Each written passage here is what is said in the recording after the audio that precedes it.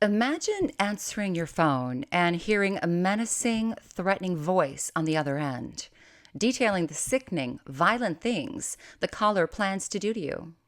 Sounds horrendous, but Cindy James had said that's what happened to her repeatedly over a period of 7 years. Cindy James died on May 25th, 1989, in an awful, undignified way. Some say she was killed. Some say she did it all to herself. Hi, I'm Denise from Fascinating Cases, and today we'll be talking about the stalking of Cindy James. It's a twisty, sad, fascinating story that deserves closure, but I'm not sure there will ever be any. Let's get into the details. Cindy James was born in 1944 in British Columbia, Canada. Cindy was one of 6 children, born to Tilly and Otto Hack. Her childhood was unremarkable, except for her father's strict rules and corporal punishment. Cindy wanted to be a nurse and went to school in Vancouver. In letters to home, Cindy wrote about an intern that she became engaged to. But the man was never named to anyone, and no one from her family ever met him. He was diagnosed with terminal cancer, and he eventually took his own life. In 1965, Cindy met Roy Makepeace. He was a South African psychiatrist, 18 years her senior. They married in 1966. Her family said the marriage was troubled, and the two were emotionally distant from each other. Cindy made claims that Roy was abusive during their marriage at times.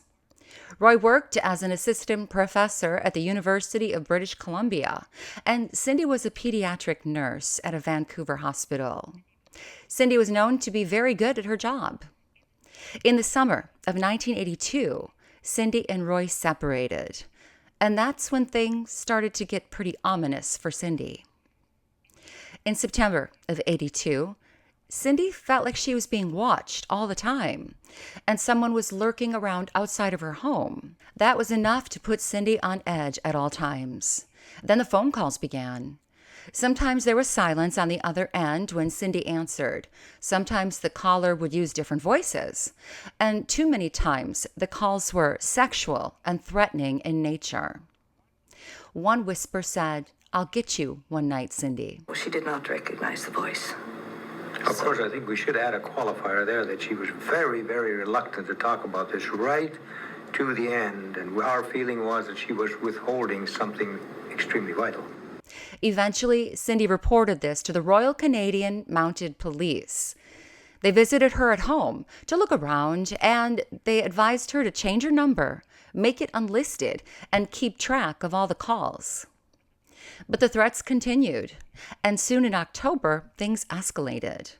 Someone threw a rock through Cindy's window, and her pillow was slashed, and the phone calls kept coming, taunting Cindy that the police can't help her. Police were called continually, and Officer Patrick McBride thought Cindy, maybe her ex-husband, Roy Makepeace, was involved in this thing. Roy was contacted, but denied any involvement. Even Cindy said she didn't think Roy would do something to threaten her, although she did admit he was violent during their marriage. And at times, Cindy's story was backed up by other people. Tenants who rented Cindy's basement apartment said they heard noises upstairs when Cindy had left for work already. And a neighbor said they occasionally spotted a man outside of Cindy's house, and once he even entered her front gate, and that man did not resemble Roy Makepeace. Meanwhile, Cindy and Officer Patrick McBride started dating, and he moved in with her in the late fall of '82, just for a little while, just to see if he could help crack the case. He answered one of the weird silent phone calls for himself. And one time, he found Roy Makepeace sitting outside of Cindy's home in his car. McBride confronted him, but Roy only said he was trying to help catch the stalker. Roy left when McBride said that he had moved in with Cindy. Cindy began to get ominous notes. One left in her car had a picture of a corpse. Another said "Merry Christmas," but included a picture of a woman with her throat slashed. McBride also discovered that Cindy's phone lines were cut in several different places one time. Although Cindy and Patrick McBride continued dating, he did eventually move out. Then things escalated even more. A co-worker of Cindy's stopped by her house in January of '83.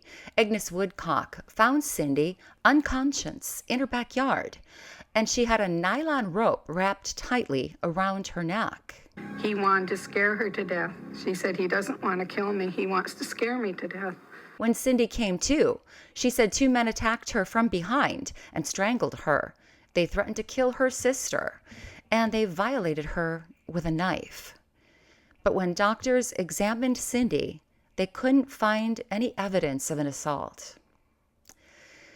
Some began to wonder, was Cindy making this all up? Was she doing this all to herself? She moved to a new house in West Vancouver, hoping it would help, but it didn't. Cindy kept getting threatening notes saying, "Run, rabbit, run," and "Bang, bang, you're dead." Cindy moved again, but it didn't matter. The calls kept coming. Roy Makepeace was still in contact with Cindy. He wanted to reconcile, but she didn't. Cindy did things to try and help the situation. She was trying to help herself, like paint her car a different color to disguise it, and carry pepper spray and a panic button, which is a good self-defense tool. Cindy hired a private investigator named Ozzy Caban, a man she would continue to pay for the next 6 years. But during this time, Cindy would find strangled cats in her garden, something she herself wondered if Roy Makepeace did. The stalker would call Cindy at work as well, and coworkers sometimes answered the phone and found nothing but silence. In 1984, Private Eye Caban gave Cindy a two-way radio. One day he heard strange noises coming from Cindy's end. He rushed to her house and found her unconscious on the floor, stabbed through the hand with a knife, an attached note reading, "Now you must die," calling her an ugly name as well.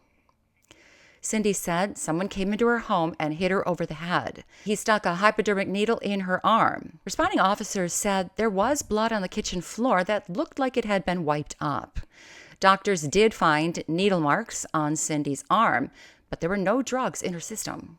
Another attack came in the summer of 1984.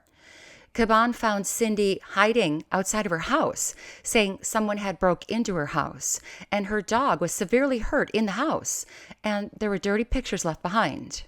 Caban was bewildered by this whole situation, but he believed Cindy would never hurt her dog, who was in pretty bad shape after the attack.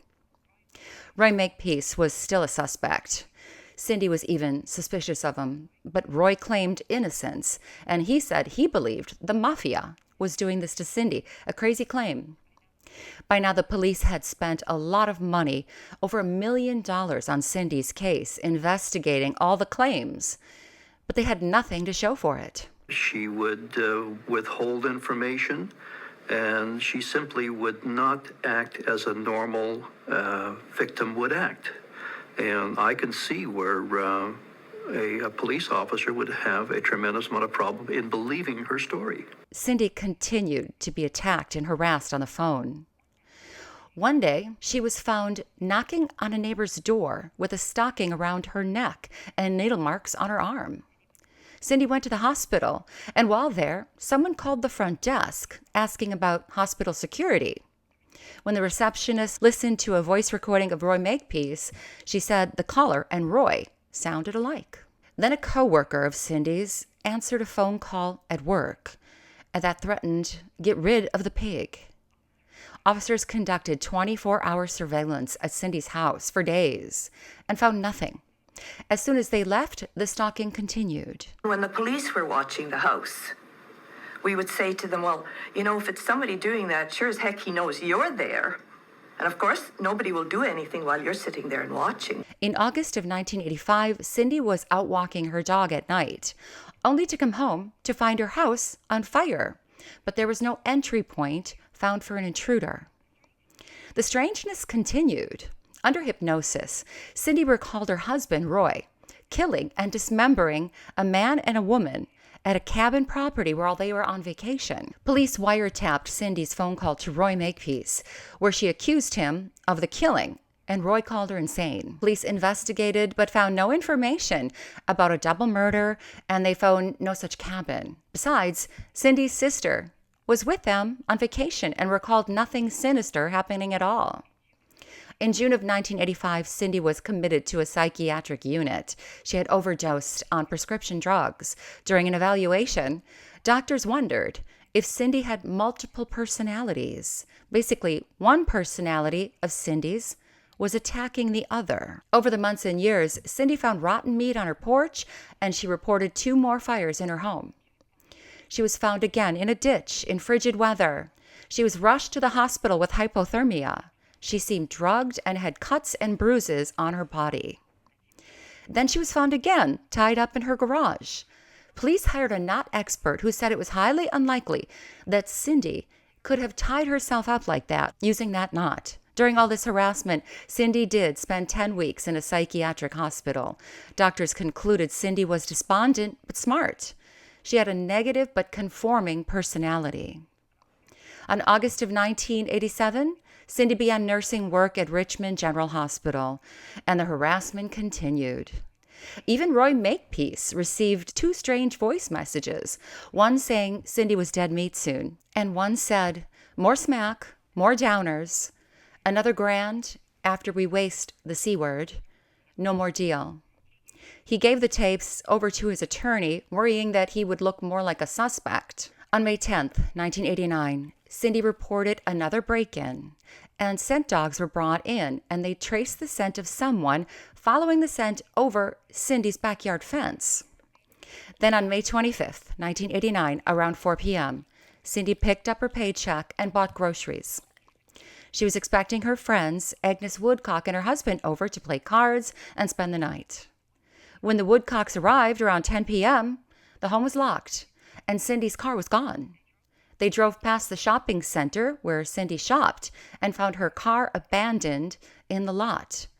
Blood was found in the car, as well as Cindy's groceries. Cindy was never seen alive again. But on June 8th, her body was discovered in the backyard of an abandoned house in Richmond. She was hogtied, with a nylon stocking tightly wrapped around her neck. The abandoned house was on a busy street, and someone painted on the outside fuel tank in orange paint, saying, "Some B-word died here." An orange spray paint line went from the fuel tank on the ground to Cindy's body, encircling it, saying, nearby letters, "The devil was found here." And since this house was on a busy street, people were wondering, with the body in plain sight and the orange spray paint, why had no one found her sooner? Cindy's hands were bound so tightly that one finger scratched so hard down to the bone of her wrist, trying to get free, and she had needle marks again. The autopsy found the cause of death was morphine, diazepam, and flurazepam intoxication. Cindy was 45 years old. Her private investigator looked over Cindy's body and believed she died somewhere else, and the body was moved to the abandoned house, and that would explain why nobody saw her for days. An inquest into Cindy's death took place in 1990. Roy Makepeace testified and pointed blame at Cindy's family and said police were out to frame him. Cindy's sister Melanie stated that she found a medical syringe kit in Cindy's bedroom. After all, though, she was a nurse. Medical doctors who treated Cindy testified to her medical state. They claimed Cindy suffered from hysterical personality disorder and borderline personality disorder and post-traumatic stress. And they said she had a lot of tremendous pent-up rage for her father.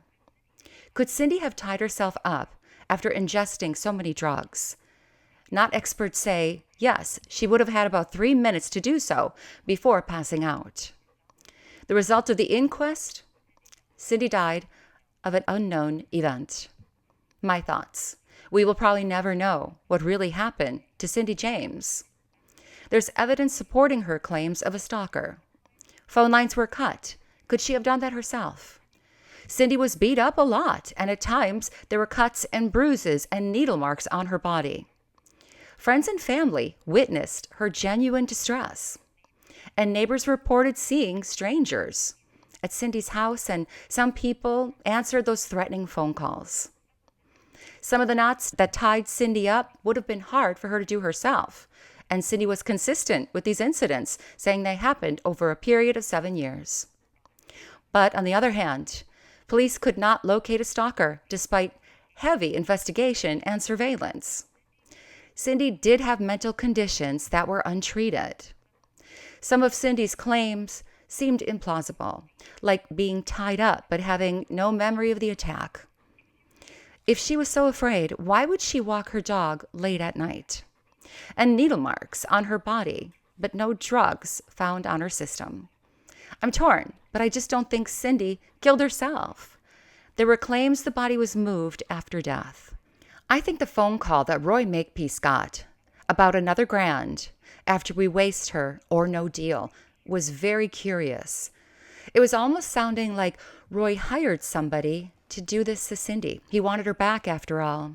Did police ever look into this? Roy did turn over the recordings to his lawyer, and he wouldn't have had to do that. But notice he did not turn them over to the police. I wonder if the police were ever made aware of them at all. I don't think Cindy would also hurt her dog. But one of her other personalities might be able to do it. She was never definitively diagnosed with anything. One thing is for sure, this woman was tortured, either by someone else or herself. What do you think happened to Cindy, James? I think I'm going to say that Cindy was a disturbed woman, but I don't think she did this all to herself. Whatever happened, rest in peace, Cindy. Leave me a comment and let me know what you think. Do you think Cindy did this to herself, or did someone else do this? Like and subscribe, and I thank you so much for watching, and I'll be talking to you again very soon. Take care.